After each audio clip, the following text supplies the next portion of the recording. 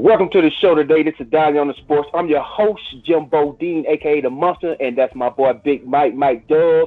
And today we're talking about them Georgia Bulldogs. Hey, hey, hey, hey, hey, hey, hey, hey.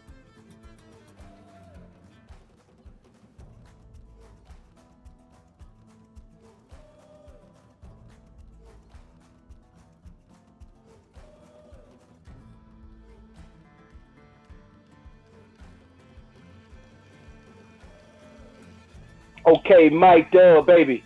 We are in the show. Man, this is exciting. This is a special. This is very near dear to my heart, to be quite honest. Today we are talking about them Georgia Bulldogs up there in Athens, Georgia, baby. And when it comes to them Georgia Bulldogs, me and Mike get a little sensitive. Okay, this is our team. Okay, we love every team from Georgia, but the Georgia Bulldogs stand out the most to us. How you doing today over there, Big Mike? What's going on, baby? And doing good, bro. We talking about the Georgia Bulldogs today, so this almost like talking religion. So, it's gonna be a good show, just because we love the dogs, we love the direction of the program, we love where we heading. We got good recruiting classes. We got so much to touch on today that I think that talking about the dogs it's gonna be a fun show, man. So It's going to be a very fun show, and like I said, man, this is our dogs. These are near dear to our heart, man. I mean, every Saturday, me and Mike is glued to the tube, and we going at it. So let's jump right into it, man. And I want to jump back to a game that kind of stood out to me, man. I want to jump back to the LSU game. It seems like they was a little more physical than us in that game, and I don't know if Kirby Smart had some type of game plan for LSU and the speed that they had over there, because they looked like they was running just a little bit faster than us too. But I mean, that's LSU. They the national champions. We lost to the national champions. I get it. But year in and year out, you are going to see a Alabama or a LSU in the SEC championship to get to that national championship or to be the top four to make the playoffs. And we do not need, in my opinion, we do not need to go into the SEC game with one loss. We can't afford it. That South Carolina game hurt us bad. Now, if we can win the SEC championship, we're in the top four. But I don't want to go into the SEC championship game with a loss like that, because that kind of put us behind the eight ball. Now, Mike, I'm going to ask you about this LSU game, because I want you to tell me what you think about that game. And I know it's the past. I know it's over. I don't want to open up no wounds in there, because I sure don't want to talk about it. And I sure can't stand them down there in Baton Rouge or wherever they at. Tell me what you got out of that game, and tell me what stuck out to that game to you. okay, I think that's a good game to really determine and discuss where Georgia really was at the end of the season, because LSU hurt us in different ways, right? Because I think with LSU, we ran into something unprecedented. I don't think anyone expected the LSU offense to be as potent as the LSU offense was consistently all last season. So I think we had good athletes. We recruited well. Kirby has recruited great football players, great men of character the last couple of years. But I think with LSU, we ran into something that it didn't matter how good we were coached. For the first time, I would say, probably, when we play Alabama, we play some of these Florida teams, I think that LSU team was a team where we had good athletes. They were just as stacked, if not better. And I think LSU was so much better than us at the receiver position, because, you look at Justin Jefferson, you look at Jamar Chase. Oh my God. I mean, we had no answer for them. And you look at Moss playing tight end for LSU.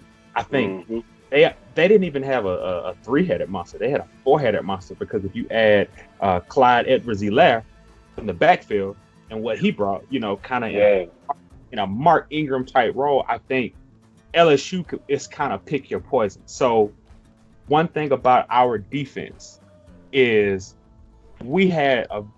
I think Dan Lanning would call the defense, he called it the no-name defense. But don't let that fool you. A lot of these guys were really highly recruited. You look at a Richard LeCount, one of the best high school highlight tapes that I think I've seen from a Yes, player. Lord.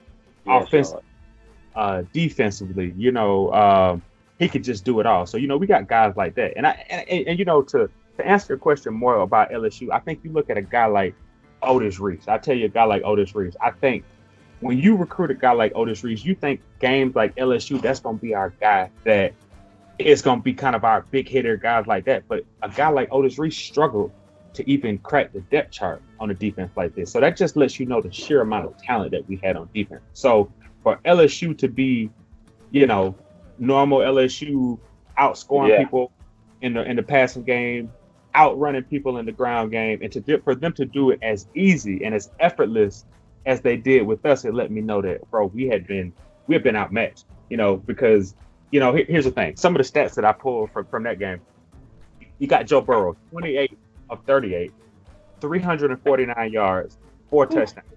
That means as a quarterback, I can do what I want with your defense. And to be quite honest with you, looking at that game, if we're truthful in that game, we saw that LSU missed some opportunities as well to put the score even farther than it was before. So I think LSU and their offense was better than anything we could have put on the field, because offenses like that are timeless. It doesn't matter who they go against. We were just another opponent that week.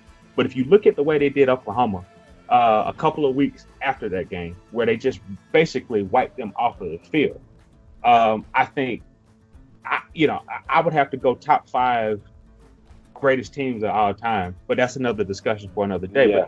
Yeah. It's almost like I'm not going to say that Georgia could have done anything different to win the game, because you would have had to play a perfect game to begin with. And freshman receivers, even though George Pickens is a beast, one of my top 5 favorite players in all of college football. Oh, yes, God, yeah. If you're depending on a true freshman to win you a national championship, you're already behind the 8 ball. So, like I said, I think LSU was just better than they were better coached than we were. They were better organized than we were. And pound for pound, they had better athletes than we were at key positions. And I don't want to say they outmanned us and just threw us all over the field, because they did not. Okay, it was almost a finesse game. And people want to say, okay, the SEC is starting to look like the Pac-10 with this throwing the ball all over the place. This man threw for 50 touchdowns and da-da-da-da-da. No, SEC is still powerhouse football. It's not going to change. That was just one of their strengths that they had, and they went to it and they stayed with it because of the OC they got down there in LSU. Right. Now, I ain't gonna say Kirby Smart didn't have the players on the field to compete with LSU, because we did.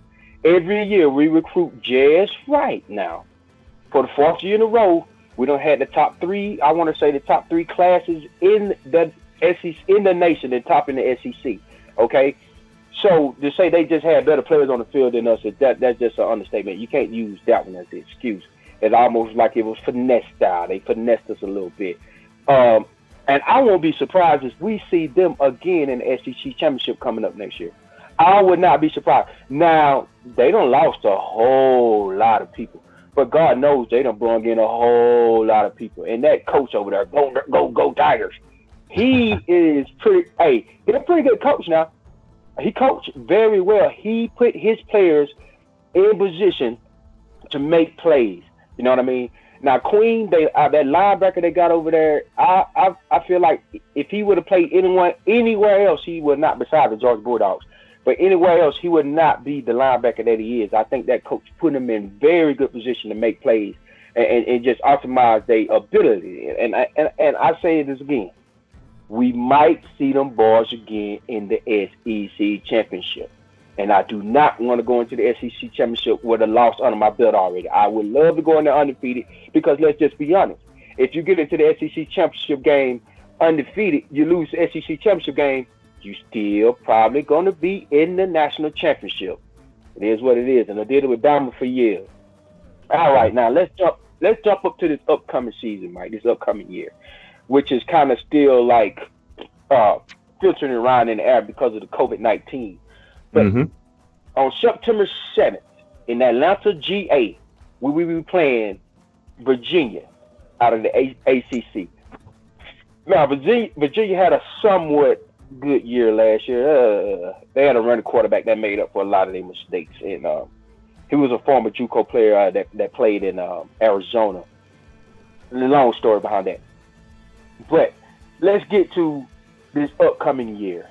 Now, this class we just came in at Kirby. Oh God, Kirby do a hell of a job over there. Him and Coach Pittman do a hell of a job over there recruit, man. Good God Almighty. Tell me how you feel about this upcoming season, because you're starting off with Virginia. You're not starting off with no Georgia Southern. You're not starting off with no Appalachian State. You know what I mean? You're starting off with a D1 top tier school that just came off a pretty good season. Recruit mighty well as themselves. They recruit pretty good. We played them first. How you feel about this upcoming season for the Georgia Bulldogs, man? You know what? I think that's a great question, and let me answer that question with a little bit of historic Georgia knowledge, kind of in my response, right? So when I look at the game with Virginia, it reminds me a lot of the game Kirby Smart played in his first game as a Georgia Bulldog.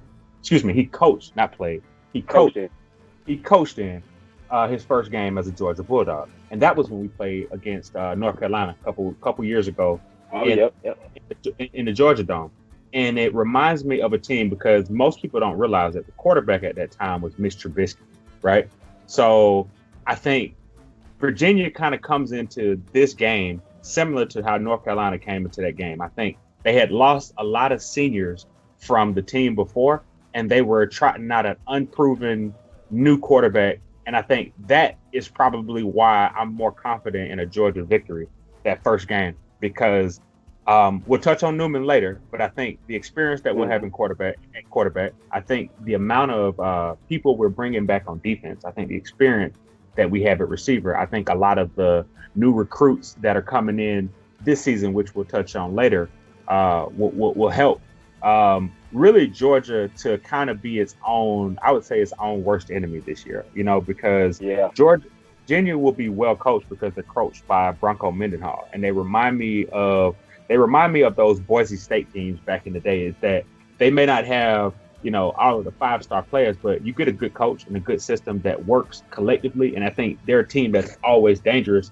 And every year, Virginia is always one of those teams that beats a team that it shouldn't beat. So if you don't come ready to play this game, I think you will, it's not overstated to say that Virginia could win by 7 points if Georgia just comes and is not ready for the first game of the season in the Mercedes-Benz Stadium, where people will probably really be wanting to watch football if they're able to be in the stadium. But that's another conversation. And God knows, I hope so. I really hope this virus have nothing to do with my Georgia Bulldogs. Now, I ain't disrespecting. I'm not disrespecting people who done lost loved ones, who have been closely affected by this thing. I'm not disrespecting. Don't get me wrong on that now, but I need my Georgia Bulldogs coming out of this shut in thing, man. I'm gonna need some football in my life, okay? I'm gonna need something. I'm gonna need that fix, especially when it comes to the Georgia Bulldogs. You know what I'm saying? I'm ready to see them sick. I'm ready to see them dogs bite somebody in the ass. It's always good on a Saturday morning to wake up and have a cold beer and watch them Bulldogs get down, ain't it? Mm-hmm. So, okay. I want to jump into this recruiting class because early signing day and then signing day, me and your phone, we were texting each other. I mean, brother, we ain't have time to think about the people we had done, who had initially signed with us, hadn't committed. Man, we was all over the place. We were so excited. We were jumping for joy. We got this one. We got that one. We got them from California. We got them from Arizona. We got them from all over the place. Mm-hmm. But we held down the state of Georgia as well now. Kirby Smart, you good at doing that, baby. I appreciate it. But let's jump into this recruiting class, Mike. Now, I know you know that this recruiting class is at the top. We always at the top when it comes to recruiting. We don't play no games. We got the facilities. Let's be honest. We got the stadium. We got the fans. We just the Georgia Bulldogs, okay? And we always going to be in there when it comes to recruiting. All right, Kirby Smart, I appreciate it now. Now, you know this class is very big. It's a good class. Do you think this class going to help us get over that hump? And when I say get over that hump, I'm really talking about the SEC championship game. Will this class be able to do that? Yes, I almost wanted to stop you before you finished your sentence because I think this class is probably one of the most complete, well put together, talent laden classes that I've seen for the Georgia Bulldogs in the last 10 years. And we have had a lot of talent coming to Athens over the last 10 years. But, Yeah. like, I think it's a couple guys, man, that stick out to me in this class that are cornerstone players, meaning if you get 5 of these guys, there's no reason why you shouldn't be in the SEC championship conversation every year. And I think first and foremost is a guy you would not love, first of all, because you're a former corner. Yeah. And you value good cornerback play. You value a guy that can lock a guy down. You value a guy that has all of the measurables, loose and turn and run. A guy that is just fluid in and out of his breaks. And I think Kelee Ringo is a guy that pushes for a starting job day one. And I can't overstate how having a Kelee Ringo is important for your program because let's be honest, let's call the Georgia Bulldog out right now. And I'm not going to call out Tyson Campbell because he was hurt a lot last year. But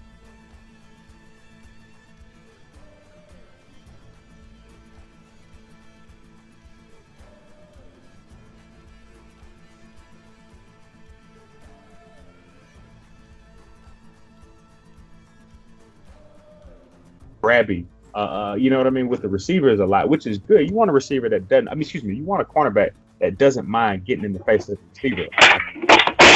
I think the problem you run into with, a DJ Daniel is that sometimes he'll reach out for the receiver and the receiver has flown right past him and his technique is a little bit off. So I don't want to, harp too much on DJ Daniel, but I would say that Kelee Ringo is a cornerback that reminds me he can be, I don't know what his ceiling is. I can't compare him to a player. If I had to compare him to a player that I've seen in the NFL, it's somebody more like a Darrelle Revis, a guy like that, just because I don't think Kelee Ringo will be a guy that'll put you in bad positions. And I think that's a guy that Georgia needs a guy like that because again, he's you can put him on the offensive side of the ball. He reminds me a lot of a Darryl Stingley. I think he could play a Darryl Stingley type role. Yeah. Coming in, locking it down, making a name for himself, household name nationwide at the end of the season. So again, not to overtalk, to run through a couple of other guys that I like real quick. Kelee Ringo at the receiver position, because I'm gonna tell you something. At the receiver position, we need X factor. We need game changers, and I think Arian Smith, Jermaine Burton, those are two guys I want to focus on for just a quick second. Not that the other receivers aren't up to par, but I think an Arian Smith is a McCole Hardman clone that has speed to really take the top off the defense. And I think you pair him with a Jermaine Burton, for those that don't know, Jermaine Burton personally trained with Terrence Edwards in the offseason and works on his route running with one of the best UGA receivers to ever come through the program already. So that was an LSU commit that we got late that flipped to UGA on signing day that I think will pay big dividends. Great blocker, hard nosed, coachable for all intents and purposes. His teammates tend to gravitate around him, and he's been a leader everywhere that he's gone. Let me I don't want to overstate Jermaine Burton and his impact because we know about Burton. We real fond of Burton and we watch a lot of his films. So I know what you're talking about. I just think it's always great when someone, especially in high school, and Jimmy, to be honest with you, I'm gonna put you on the spot for a second because you probably can empathize with a guy like Jermaine Burton because what Jermaine Burton went to 3 high schools and produced at all 3 high schools. He played at Hateville Charter in Atlanta, 9th grade, produced there. Went out to IMG, where all of the big dogs are, everybody that's good goes to IMG. He produced there. Went out to Calabasas in California. That's 3 different schools in 4 years, and he's been productive everywhere that he's gone. So a guy like that tells me that he is able to handle adjustments on the fly. And I think that he'll come in well prepared. He looks like a guy that will learn the playbook. And really, I think he's a guy that we'll get comfortable with the name over the next couple of years, just because we haven't seen a skill set similar to his. Because again, I'm not saying he's Odell Beckham good or anything like that, because it's unfair. It's unfair to put somebody on an Odell Beckham plateau, but that's someone that he looks up to, and that's someone that, again, he's just flamboyant. He got that flair. He got the swag. They do. And at UGA, we could use a little bit of swag outside of George Pickens at the receiver position. Yeah, because, I mean, George Pickens literally got in a fisticuff in the middle of a game. And some people are like, oh, we're going to lose him and you're going to be spinning. I loved every damn moment of it.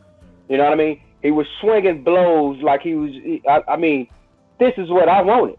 This is what I like to see, especially from the wide receiver position, because they all labeled as soft. Everybody think a receiver is soft, but not at the UGA. We do not put out soft receivers. I mean, A.J. Green was one of the best UGA Bulldogs to come through there, and I enjoyed every moment of that. And he was a very aggressive receiver, big, fast, aggressive, can run every route on the route tree.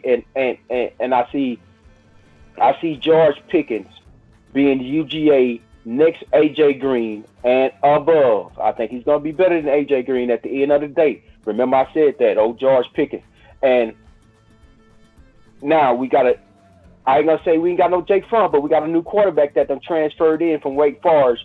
And a lot of people are excited about this guy. Now, he's a dual threat. Now, I mean, I watched some film on it. His arm is okay. It ain't no worse than old Jake Fromm's arm now. I think he can get the ball to George Pickens. Now we're gonna get to that. We're gonna get to him. We're gonna get to Newman, and we're gonna get to Pickens.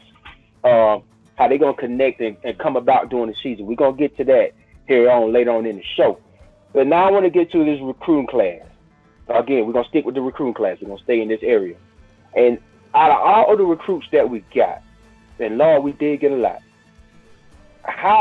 Which one of the recruits in this class this year that stands out? I know you kind of touched bases on some of the recruits already, but which one of that one that stands out to you out of the whole class going into 2020? I'm gonna tell you something. I'm glad that you asked me that question, because there's one recruit that sticks out to me more than any other recruit, because he is in the mold of the old school great defensive tackles. And what I mean is, and I ain't talking about new school, but I put him in the John Henderson, Marcus Stroud, ability to be that good and have that kind of impact in the SEC, and that's Jalen Carter, defensive tackle from Apopka, Florida. I don't have his measurables in front of me, but one thing I'll say about Jalen Carter is that if you watch his highlight tape, I see a lot of similarities in that guy and another Apopka legend, and it's Warren Sapp, because his ability to battle fight at the line of scrimmage is like nothing I've seen before. He literally can bully you. He can hit you with the swim move. I mean, he can hit you with a spin move. I mean, honestly, he can beat you off the snap. I think he is a true 5-tool defensive tackle that Georgia got a steal in. Yes, sir. He committed early, which is what I like about him, and he really didn't waver in his recruitment. And I believe he is a guy whose rankings actually increased after he. It did. UGA, because what you notice is a lot of those guys, their ratings, they'll either they won't perform, they'll commit, and they'll kind of take a season off. But I think a guy like Jalen Carter turned it up, and I think he went to a lot of the All-American games. He went to the opening.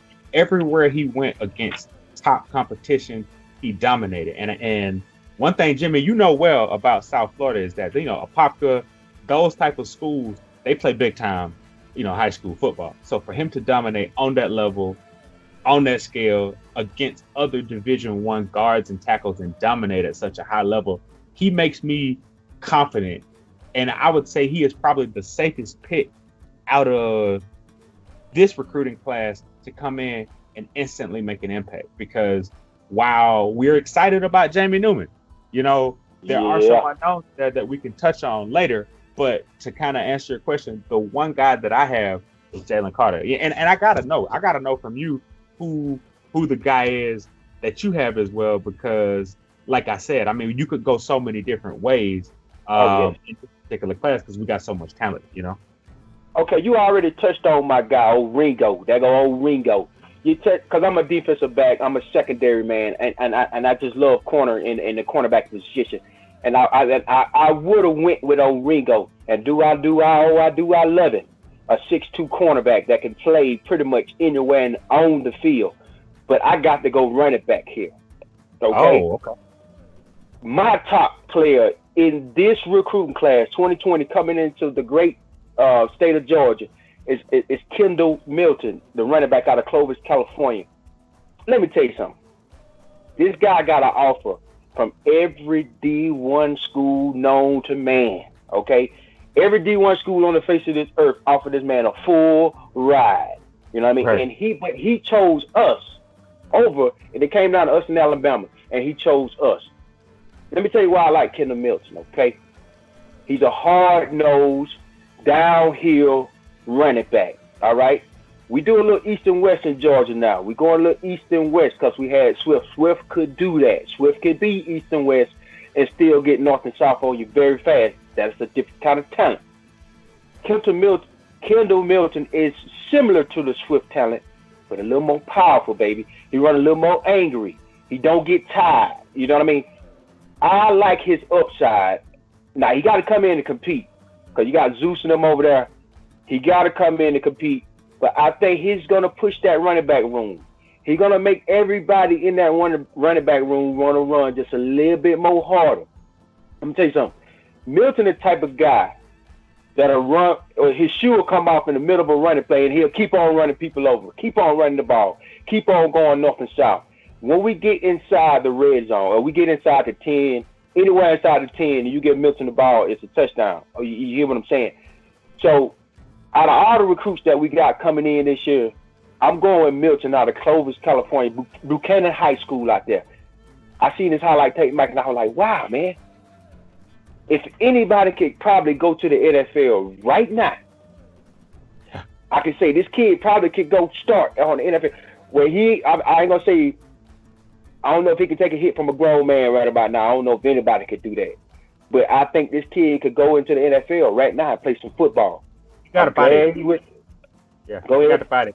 He got the. You know what? You're right though, bro. He got a body that's NFL made, and I think yes, to your point. To your point, what's kind of exciting is like you know what's interesting is you remember a couple years back, well about maybe 6 or 7 years now, but as a Georgia fan, I don't know if you remember. You remember when Derrick Henry committed to UGA? You know what I'm saying? Yeah. You remember when we committed to UGA? Yeah, right. We was excited. We was like, okay, Derrick Henry, man. Yeah, and to be honest with you, Kendall Milton has the same tape as Derrick Henry. I mean, just running through people, running past people, running over people. Oh yeah. I'm not saying that he's Derrick Henry, but that guy has a chance to be as good as Derrick Henry, if not better. Because you can't put a ceiling on a Kendall Milton because Georgia is always going to have one of the best offensive lines in college football.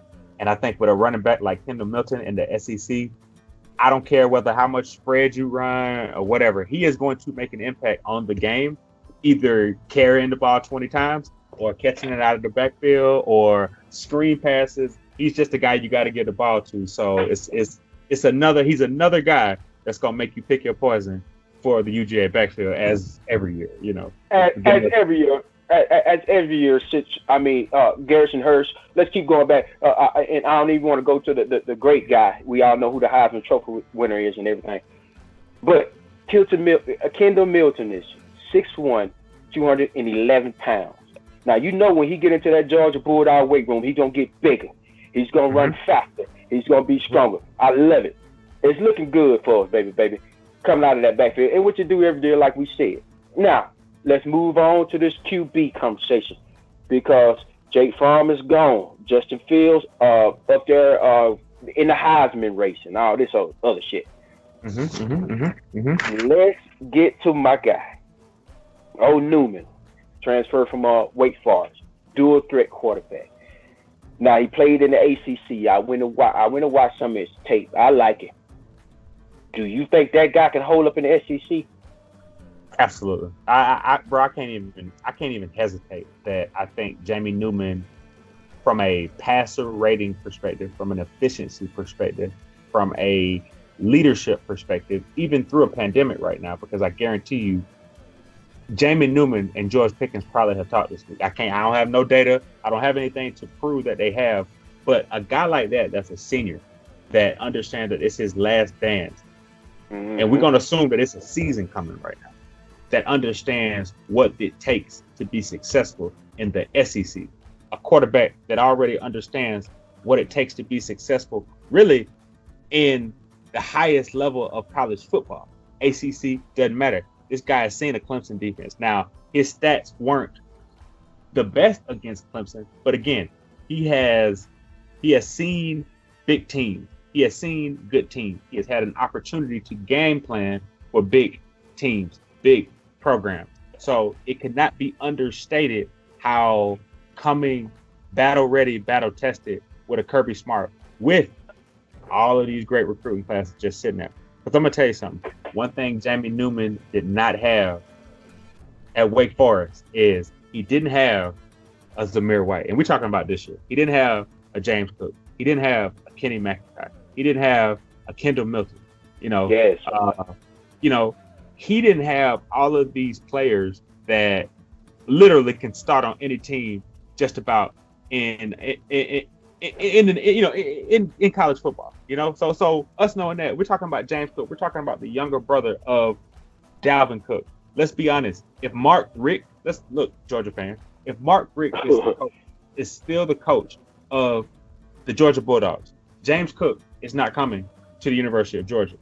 Dalvin Cook's younger brother. So understand just Kirby and how Kirby strategizes the type of team that he wants. Jamie Newman is a crown jewel, and this is the year, because if you look at it, if there is ever a year to expose Bama, it's this year. Because don't get me wrong, Bama is a great team. They're going to be coached well. They're going to come ready to play. When we play Bama in September, late September, early October, oh yes, they are going to be ready to play us. No bones about it. We're going to come with highly recruited guys. They're going to come with highly recruited guys. We're going to have George Pickens. They're going to have a Jalen Waddle. We could go on and on. We could compare our offense and defense, so on and so forth. But the thing about the Georgia Bulldogs this year is having a quarterback, and I don't care how much you like the pocket passer. Don't get me wrong. I love a good pocket passer. If a pocket passer helps me win, I love to see it. But as a Georgia fan, pocket passers have helped us win a lot of games. But to be honest with you, we still haven't won a lot of big games, a lot of the big games, or we haven't come favor, or we haven't had the ability to stretch out a lot of plays in games and win those games unless we've had to do it with their quarterback. Because I know we always talk about DJ Shockley, and man, it's 2020 and we're still using DJ Shockley as reference points in our Georgia analysis. But it's important that we use people like DJ Shockley, because at the end of the day, you look at a lot of teams that have won. They've put, you know what, while I like a team like Ohio State, you know what, let me say it another way. I like a team like Ohio State because they've won with every type of quarterback. Ohio State has won with a Troy Smith. They've won with a Cardale Jones. They've run with a, they've shown that they'll do whatever it takes, but they don't necessarily, they don't hate by gender. You know what I mean? Excuse me. They don't hate by race. There's no, if you black, if you white, it don't matter. Ohio State, at a place like Ohio State, if you look at we could go on Justin Fields. I'm not even going to go on Justin Fields. I was going to ask you about the Justin Fields, because some people saying if you're going to bring in a Jamie Newman, you should have just kept Justin Fields. Why would you bring in a Justin Newman and let a Justin Fields go? A younger, almost a better. But I can see what Kirby Smart's trying to go with some experience at the quarterback position with a graduate transfer in Newman. And I understand that Justin Fields just didn't have the patience with Kirby Smart. If people thinking it's the other way around, no, Justin Fields did not have the patience to stick around with the UGA while we was going through our farm phase. He wanted to play, and he wanted to play now. But some people were like, why would you let him walk and bring in a Newman when you could have just kept Fields? You know what I mean? So, Well, here's the thing I like about Kirby Smart, and if you're a Georgia fan, the one thing you have to give Kirby Smart credit for is that Kirby Smart listens. Now, true enough, if you talk to Kirby Smart week by week, he's very stubborn. If you listen to Kirby Smart a lot in his pressers, he's usually we'll do it the Georgia way, we'll do it one way or another. But Kirby Smart understands, and Kirby Smart is a guy that is a relatable coach that understands, one, what the people need, and two, what the university needs. And if they both align at the same time, then I think it's good for everybody. And I think this is a situation that's good for everybody, because I think Kirby has heard the criticism about, and let me tell you something. Matter of fact, not only has Kirby heard the criticism, Kirby has been the frustrated coach in film study with Jake Fromm. Yeah. Saying, hey, Jake, why'd you make that throw? I guarantee you, if we had to upload the film session for South Carolina when Jake Fromm threw 3 interceptions, 2 of them to Mukwamu, the cornerback for South Carolina, Kirby Smart has sat in that room and analyzed Jake Fromm then. So I think Kirby Smart understands that, hey, we're going to be a ground and pound team regardless. We have 5 RB1s at UGA. We're going to always be a team that are going to establish the ability to dominate and establish the ability to inflict our will on any team that we play. The only difference that I would say about Kirby Smart this time is he realized that he had everything in place already. All he needed to do is have somebody to right the ship. And guess what? Jamie Newman, actually, for all intents and purposes, probably still will be a high-level game manager. I don't expect Jamie Newman to come in and be Joe Burrow, to be honest with you, from last year. Yeah. I expect Jamie Newman to be efficient. I expect him to make smart throws. But, again, the one thing I would expect with Jamie Newman is for him to continue to do what he does best, which is throw one of the most beautiful deep balls that I've seen on tape from a quarterback. And I mean, with a Jamie Newman, you really can't. He's another guy that he's trying to play to go to the NFL. So he has it's something in it for him as well. He has a chance to play for an SEC championship, a national championship, and get that NFL glory. So he's highly motivated to do what he needs to do as well. So I think that breeds well for Georgia in this upcoming season, because we're going to need a leader to help us win through these games. Because no disrespect to Stetson Bennett, he is not going to be the guy that is going to lead us into a championship game. He will lead us into the Outback Bowl, maybe. He may lead us into the Music City Bowl, but he will not lead us into the Fiesta Bowl in Glendale, Arizona, when all the marbles is on the line. So, we know that, And I want to piggyback off you a little bit with Stidham. I think this is a good sit back and relax type of moment for him, and just see how Jamie Newman conducts himself.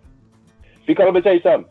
If you're a UGA starting quarterback, it's hard. It's not easy.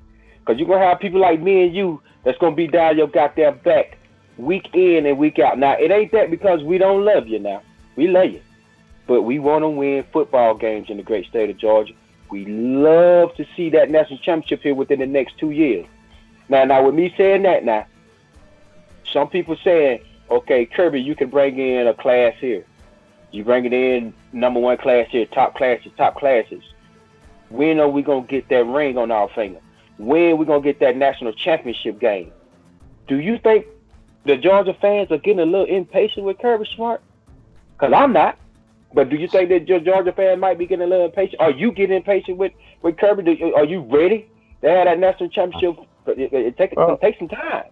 So my thing is, I'm not impatient with Kirby Smart because I understand the sheer challenge it takes to win in the SEC week in and week out and season-wide. Like every season, the sheer pressure and challenge it is to win in the SEC is crazy. It's through the roof, bro.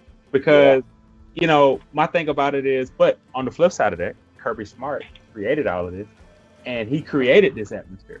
So part of the reason why we have these expectations is Kirby came in and said, hey, I want to have 93K at the spring game, and we packed that out. I want to have Ludacris, and Ludacris came. Yeah. I want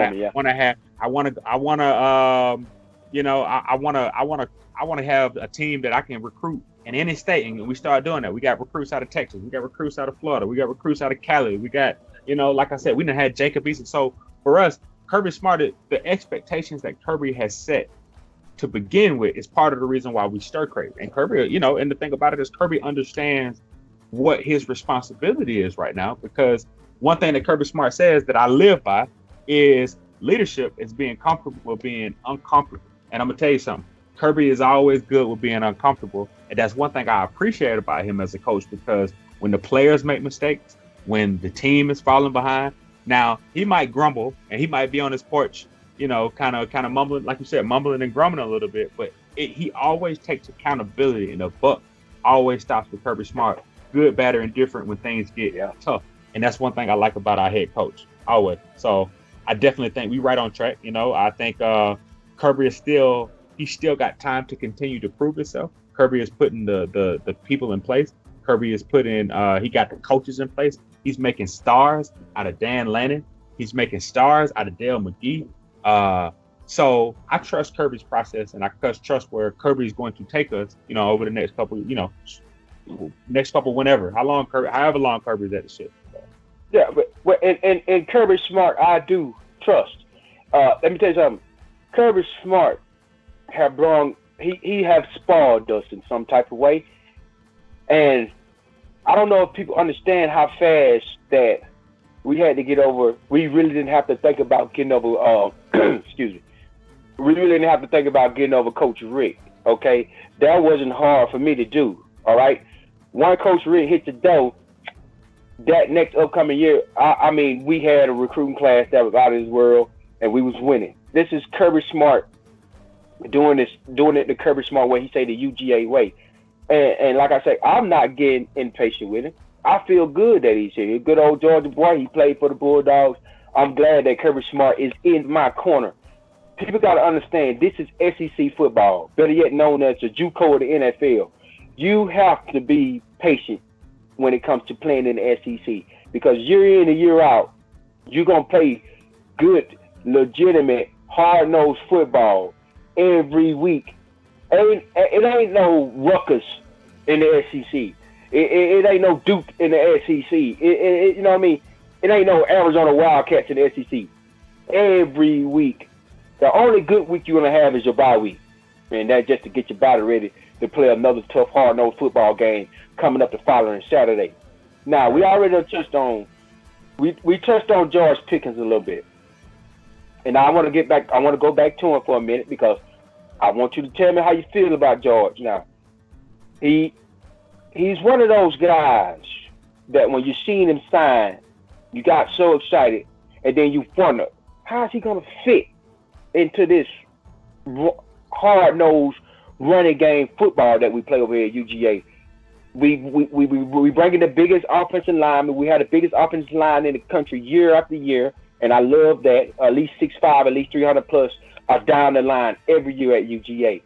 Now you bring in a George Pickens, you say that's a type of receiver that should be at a University of Florida or in a Pac-10 school or something where they throw the ball more. No, that is a SEC. George Pickens is the SEC wide receiver. Absolutely. This past season was a great year for George. Our freshman, oh man, we don't even go into the numbers, baby. Every game, George Pickens made big catch after big catch. How you feel about George coming up into next year's season, man? How you think he's going? What role is he going to play? A leadership role next year?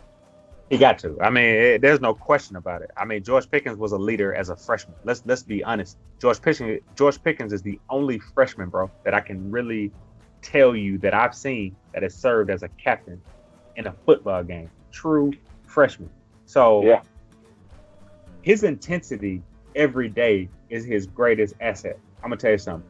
I love to watch George Pickens play the game of football, because George Pickens plays football like a dog at receiver, and it's hard to find a dog at receiver. And to be honest with you, here's who I saw from George Pickens when I first watched his high school highlight tape, and I said, he is a more athletic Dez Bryant. And the reason why I said he was a more athletic Dez Bryant is Dez Bryant, he made the body catches. He was more of a body guy. He'd body you and make the body catches and, throw up the X after he scored a touchdown. But George Pickens is a guy, he actually knows how to run the route tree, and he's got freaky athleticism for his measurables. I believe he's got those Julio measurables a little bit. He's like 6'4", 6'5". Julio's 6'3", but I think he's like 6'4", 6'5", probably 215, So he's a guy that doesn't carry a lot of bad first and foremost. So he is a guy that will continue to take that step, in the next season. And I think with the recruiting class that we have in, and we hope Dominique Blaylock comes back from the ACL. And, I was thinking about that. All of the supporting cast that we have, I think, are good enough to allow George Pickens to still get his stats. Because I'll be honest with you, George Pickens will face a lot of double coverage next year because he's not going to sneak up on anyone. Not that he snuck up on anyone last year. I think it became pretty inherent, especially when we got to the Missouri game. We got to games, kind of similar to that, where we knew that it was really George Pickens or else. If we don't thought about it, George Pickens, maybe a couple, flag routes to Demetrius Robinson, drag routes, deep drags, slants, stuff like that to Kearis Jackson, Tyler Simmons, guys like that.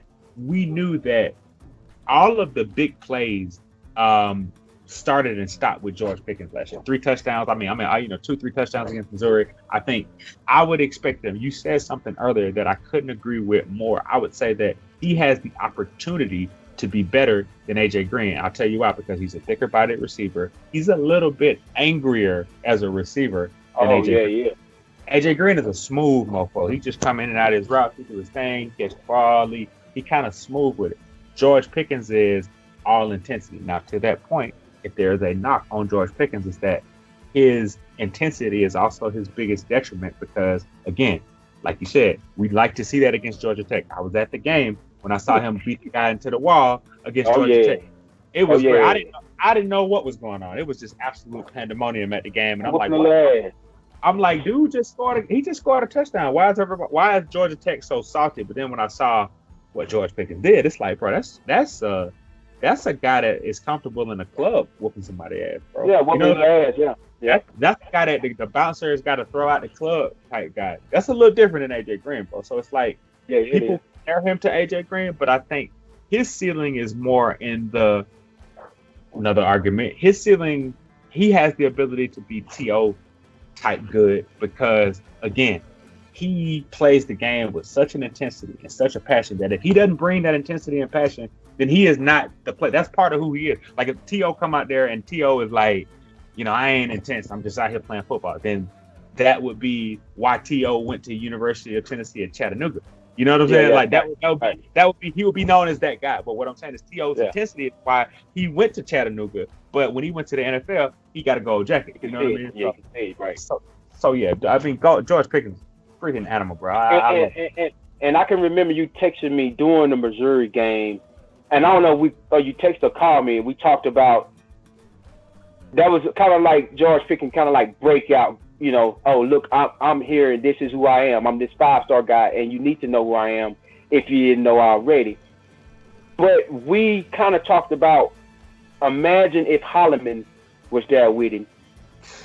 And that would have been a beautiful sight. And we was kind of pissed off that Holloman got what happened to him and how he got anyways. Yeah. But just imagine a George Pickens and a Holloman together, man. Oh boy. That would have been a beautiful and in the SEC championship game, that would have been a beautiful sight. Maybe that would have got us over that hump. Right. Now, I think that this program can only get better. Mm-hmm. I mean, ain't no digression with the University of Georgia football. It ain't no digression. It ain't no going back. We get here, we stay here, and we demand respect throughout the SEC and the whole NCAA. To be quite frankly. Now, I once heard a man say that if you ain't a Gator, you're Gator bait. And I looked at him, I thought that's what some of the dumbest shit I have ever heard in my whole entire life. Okay? Yeah. The University of Florida like to think that they can compete with us in every type, on every level that you can imagine. Do you see now? They got a good QB coming back next year, and and it's only right that I talk about them because I can't stand them. It's only right I talk about them. Do you see them competing with us in the biggest cocktail party in the whole world next year? Do you see them even compete with us just a little bit? I'm gonna touch base with you about Florida just a little bit. I don't want to get on them too much. But do you see them competing with us a little bit next year? You think Absolutely. Coach Mullen got something going on down there? Absolutely. I as much as I hate Florida too, because the thing about the Florida Gators is that when they are better than us, they like to let us know it, and all of their fans Yeah. always like to go above and beyond to let us know how good their team is. And to be honest with you, it's a fan base that I really love to attack because it's probably a home of more bandwagon fans Oh, yeah. than any other team because they had that run with Tim Tebow and they had all of the guys, Chris Leak, Florida is, anyway, we don't want to touch on Florida too much, but to your point, to answer your question about Kyle Trask, I think he's a good quarterback, but I think he's a bit of an overachiever. I'm not sure that Kyle Trask will ever be a Joe Burrow type of quarterback that makes me fear him from a Joe Burrow perspective, because I'll be honest with you. One thing about Joe Burrow that I like is that he beat us 2 years in a row, and he beat us fair and square. LSU is one team that beat us 2 years in a row that I can't sit back and say, how did we lose to LSU? We lost to a team that was well coached, a quarterback who scared you. We lost to receivers who scared you. We lost to a running back who was capable of being a consistent difference maker. And don't get me wrong, you have LaMichael Piron, decent running back, but Clyde Edwards is a better running back. Yes, no question. So I don't have the same respect for Florida that I do LSU, because Florida will always play good defense because they always keep good defensive line. They always keep good edge rushers. They keep quick defensive tackles. They keep quick linebackers. They keep lockdown cornerbacks. But again, I would say that because Florida's in a unique position. I have to touch on Florida for a second because Florida doesn't have the same discipline that UGA does. And I don't think they're as well coached top to bottom than UGA is currently right now. And I think that's why you don't see as much turmoil amongst the players, because the players a lot of time will tell you a lot about the program, the way the program is being run. Because the one thing you know about Florida, they always in something. There's always something going on in Florida. And for the most part, don't get me wrong, Georgia has its incidents. For the most part, it seems like they're able to either A, keep things in-house, or B, they're able to listen to what Kirby Smart is telling them. And for the most part, they're keeping themselves out of situations that, can harm the team. And that's what hurt us years back. That's what hurt us with Isaiah Crowell. That's what hurt us with a lot of guys like that, is that they didn't really buy in into the team message about what it takes to win a championship, because there's no way you're a recruit. If you're Kendall Milton, you don't care about every weekend what's going on in downtown Athens. You came here to win a championship. You do not. You could have said that you could have went to UCLA or Southern Cal if you wanted to stay in the state, party, see what's popping, what's going on. You can go to LA for that. You don't have to go to Athens. You go to Athens for work. You go to LA to maybe work, maybe get a degree, maybe be an actor, that kind of thing. So I think, I'm not necessarily worried about Florida this year, because I think Florida is more worried about itself than UGA. Even though they bring back a lot of talent, I just think that right now we're a little bit more talented, top to bottom from offensive line standpoint. I think we got good secondary. Anyway, not to focus too much on us, I just don't think Florida is ready as of today to overtake us as the kings of the SEC East. Oh, no question about it, Mike. You touched on a lot of good points here there about the Florida Gators. I really could care less about Gator bait, any of that old bullshit. All I know, when you come to Jacksonville, Florida, and you run into the Georgia Bulldogs, there's gonna be some ass kicking going on that field that day, and I really don't think it's gonna be us. And it's going to be like that for a while, with us keep on bringing these recruiting class in over and over and over and over again. You and the Tennessee Vols and Ole Miss and all y'all going to have to take a back seat for a while we whoop our ass and try to win championships over here. Because that's just what we do. We the Georgia Bulldogs, that's what we do. Now, are you ready to get into closing thoughts or what's up? I think I'm ready to get into closing thoughts. But it's like, last week, okay, so preface, bro, before we go into closing thought. Last week, I was hard on Takk McKinley because we're talking about, I was hard on Takk McKinley because we was talking about the Falcons, and I'm hard on Takk because Takk makes money to play the sport that he loved to play. Now, closing thoughts, I probably will be hard on a Georgia player, but I won't be as hard on him because, again, he's still learning the game. He's still learning the ropes. Now, don't get me wrong. That's right. Football, it take a lot. But if I'm hard on you on closing thoughts, it's because you got a lot more that you can show to the people. I understand what you're saying. And because they are students, they are student athletes. You know what I mean? And I was once a student athlete, so I understand. I kind of understand what you're saying. But if you're going to give it to us over there at UGA, you're going to be a Georgia Bulldog, you got to give it all to us because that's what we expect. That's what we want in this program. And that's the way this program has always been ran. And that's the way this program is going to be ran in the future. Yeah. Okay. Yeah. So I'm gonna get to closing thoughts here, man. And I'm going to start it off. And I'm going to go to somebody that not pretty much, he's on the coaching staff. Okay? And it's no offense to him. And I'm going to go to Coach Pittman. Okay? Look here, Coach Pittman. I know you know how to recruit. Okay? But Kirby Smart taught you how to recruit. Kirby Smart recruited you. Kirby Smart brung you in. That's how I feel about Coach Pittman. Now, if you feel like you are a better head coach than Kirby, tell him. Be a man. Step up to the plate and be Coach Pittman, a head coach that you think you can be. Now, coach that, what's my man that ran out to Colorado? Mel Gibson. Mel Tucker. Not Mel Gibson, Mel Tucker. Coach Pittman, do you think you are Mel Tucker? I mean, let's be real here, brother. All right? Now, this is back in the shadows behind what's going on. Now, I think you are a good recruiter. I can give you that much. You recruit your ass off, but Kirby Smart taught you all the ropes, baby. Do not try to jump in front of my head coach, and do not try to make it seem like you're the one that's bringing all these recruits into, because you can lead just like Mel Tucker did. And let's see if you can bring. Mel Tucker did not do what he thought. He had to switch schools real fast. A good recruiter can recruit anywhere. Mel Tucker went out to CU, then wasn't getting the players he thought he was gonna get, couldn't get them. He moved on to Michigan State real fast. Now, Coach Pittman, you can do the same thing, buddy. You can move on. Let's see how you pan out with your recruiting class, because we all know in football and the NCAA, recruiting is the first step to win, and that's my closing thoughts with Coach Pittman. Actually, I gotta host. I gotta give you one more now, because we got to give an update, because we're missing something important about Coach Pittman. And I would normally let you go in on Coach Pittman, but I can't let you go in on Coach Pittman, because we got to talk about somebody, because you might be saying Coach Pittman, but it's another guy you need to be inserting what Coach Pittman is.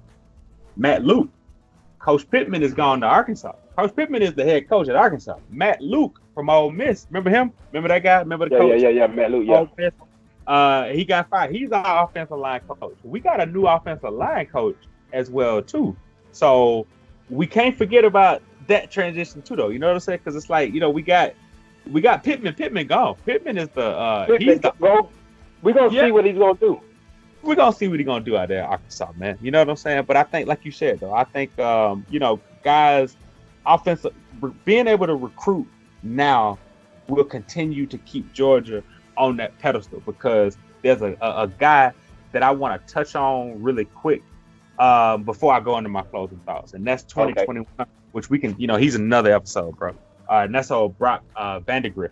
And old Brock Vandagriff is number one quarterback, 2021 class, 5-star guy. I mean, he's a guy that he makes me feel confident about the next 5 years of Georgia football. But again, we could dive, but we're going to put a whole episode about Brock Vandagriff. We could put up some of his stats. There we go.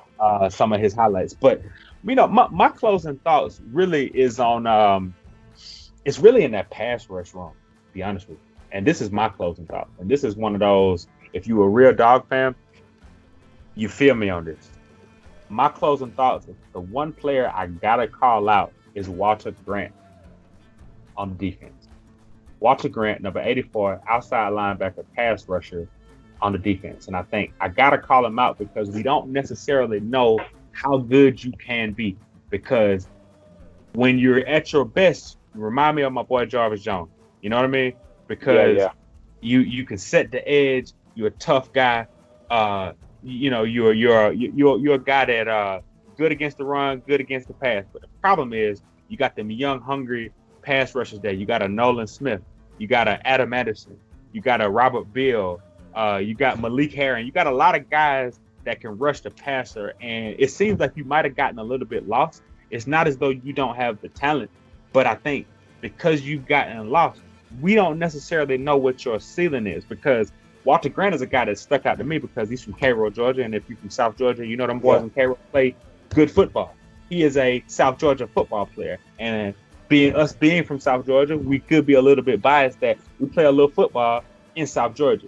He was a guy that I expected to be a leader on the defense, but his role went to Azeez Ojulari more so, where he was that guy that kind of came out of nowhere that everybody, because the unquestioned outside linebacking leader is Azeez Ojulari.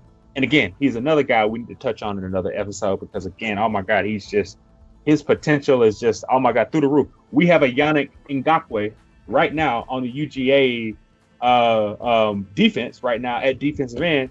And, he's a guy that his potential is through the roof. So Walter Grant, I would like to see more out of you. I would like to see you take that next step and either identify yourself as a run stuffing linebacker, a pass rushing linebacker, or a guy that can do both and continue to put yourself in positions to make our defense better, because I think our depth at outside linebacker is our greatest strength, but it's also a place where there's the greatest opportunity to be dominant, because we're going to need a great pass rush to beat Alabama. We're going to need a great pass rush to make the championship and play whoever we get from that perspective. And I think ultimately a good pass rush is what's going to take us, defensively, to the chip, because again, Richard LeCount, I believe he's going to have the guys ready. I think he's going to have the secondary ready. You're going to have a Tyson Campbell, you're going to have a DJ Daniel coming back. You're going to have a Devon Wilson. You got a Tariq Stevenson, a lot of talent. Keely Ringo, a lot of talent coming back in the secondary. I think linebacker wise will be fine.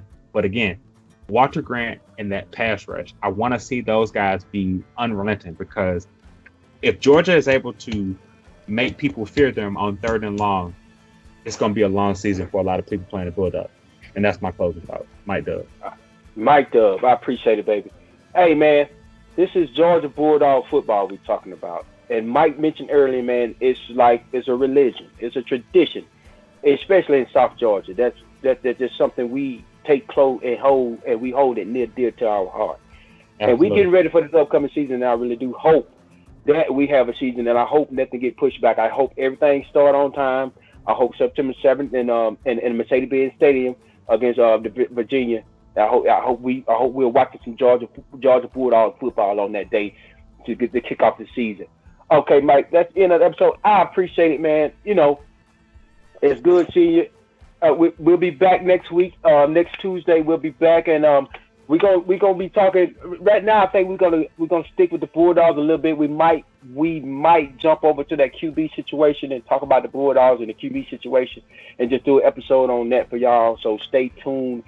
Be ready for next Tuesday. But until then, man, this is DownYounderSports. I'm your boy Jimbo, aka the Monster, and that's Mike.W. And hey, Mike, like I always tell you, baby, tell the wife, tell the babies, I said, what's up? Hey, stay safe, stay happy over there in the great state of Georgia, man. And we'll be seeing y'all on the next episode. Stay tuned, baby. We'll do. And last thing I will tell y'all, man, if you're a doctor, lawyer, first responder, military, anybody, and you're doing anything for this country right now during this pandemic, during this crazy, tumultuous time that we in right now, we say thank you, Down Yonder Sports. We say thank you. We appreciate y'all. On that note, please keep tuning in. Please keep subscribing. Please hit the like button. If you don't like it, that's cool. Keep commenting. Please, we see them. We need them. Keep it going. Keep this momentum rolling. And it's love, man. We appreciate y'all, man. Thank y'all for tuning in. Hey, thank y'all for tuning in, man. And glory, hail to Georgia, baby. Down Young Sports. We out here. Yes, sir. Go Dogs. Yep.